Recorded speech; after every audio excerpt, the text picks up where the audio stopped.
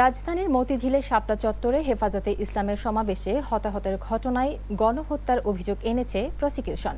এটি ট্রাইব্যুনালের প্রথম গণহত্যার অভিযোগ। পরে হেফাজতের সমাবেশে ৬১ জনকে হত্যার অভিযোগে ক্ষমতাচ্যুত প্রধানমন্ত্রী শেখ হাসিনা সহ ৪১ জনের বিরুদ্ধে অভিযোগ আমলে নেয় আন্তর্জাতিক অপরাধ ট্রাইব্যুনাল।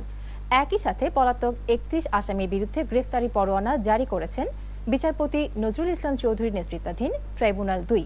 রিপোর্ট করছেন হাসান জাবেদ। ২০১৩ সালের ৫ মে রাজধানীর মতিঝিলের শাপলা চত্বরে হেফাজতে ইসলামের সমাবেশ ছত্রভঙ্গ করতে যৌথ অভিযান চালায় আইনশৃঙ্খলা বাহিনী। সেই অভিযানে ৬১ জন হত্যার শিকার হয়েছেন বলে আন্তর্জাতিক অপরাধ ট্রাইব্যুনালের তদন্ত সংস্থার তদন্তে বেরিয়ে আসে। তাদের মধ্যে ৫৮ জনের পরিচয় শনাক্ত করা গেছে। সেই হত্যার ঘটনায় ক্ষমতাচ্যুত সাবেক প্রধানমন্ত্রী শেখ হাসিনা সহ ৪১ জনকে আসামি করে গণহত্যার আনুষ্ঠানিক অভিযোগ জমা দেয় প্রসিকিউশন। শুনানি শেষে সব আসামির বিরুদ্ধে অভিযোগ আমলে নেয় ট্রাইব্যুনাল।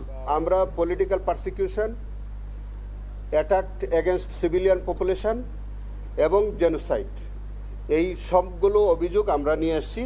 মেইনলি আমাদের অভিযোগ হচ্ছে ইট ইজ এ জেনোসাইড। তাদের বিরুদ্ধে আমরা আজকে ফর্মাল চার্জ দাখিল করেছি এবং এই ৪১ জনের বিরুদ্ধেই মাননীয় ট্রাইব্যুনাল নম্বর ২ অভিযোগ তারা আমলে নিয়েছেন এবং তাদের বিচারের জন্য আমরা চার্জ গঠন হবে এবং তার বিরুদ্ধে সাক্ষী প্রমাণ শুরু হবে।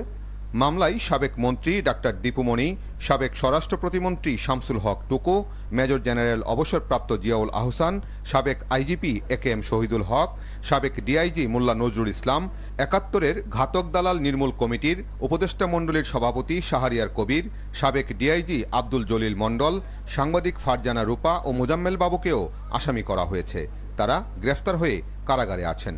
এছাড়া পলাতক ৩১ আসামির মধ্যে উল্লেখযোগ্য হলেন হাসান মাহমুদ, আফমা বাহাউদ্দিন নাসিম, আব্দুল লতিফ সিদ্দিকী, জাহাঙ্গীর কবির নানক, শেখ ফজলুল করিম সেলিম, মাহবুবুল আলম হানিফ, মোফাজ্জল হোসেন চৌধুরী মায়া, উমর ফারুক চৌধুরী, সাবেক পুলিশ প্রধান বেনজির আহমেদ, মোহাম্মদ মুখলেসুর রহমান, সাবেক সেনাপ্রধান জেনারেল আজিজ আহমেদ।